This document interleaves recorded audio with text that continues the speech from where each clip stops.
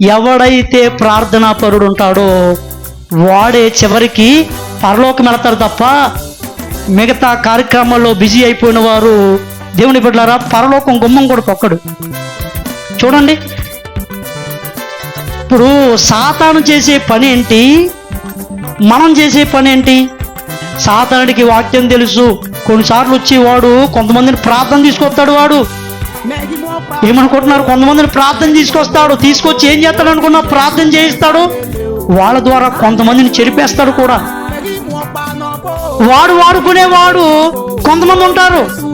ఇప్పుడు సాతాను కూడా కొంత మంచి పని చేస్తున్నట్టే ఉంది, కానీ ఏమి లేదంటే దానిలో ప్రార్థన లేకపోవడాన్ని బట్టి అది ఎక్కడికి పంపబడుతుంది? నరకములోనికి నెట్టివేయబడుతుంది. హల్లెలూయా.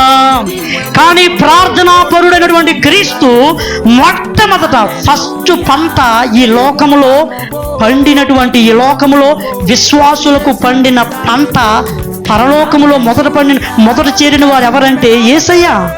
ఈ విశ్వాసులందరూ ఒకరోజు పండిన పంటగా ఉంటారు. ఇది కోయబడి ఆ పరలోకం అనే గాదిలో శాశ్వతంగా పెట్టబడుతుంది.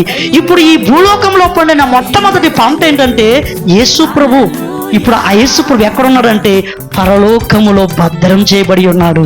ఈరోజు నీవు నేను కూడా ఈ పంట పండకపోతే నిన్నెక్కడ తీసుకెళ్తాడు? ఆయన అంటాడు, పంటని తీసుకువెళ్ళి గాదిలోను గురుకులు ఉంటాయంట కొన్ని, ఆ గురుకులను కోసి మంటలోనూ పడేస్తాడంట.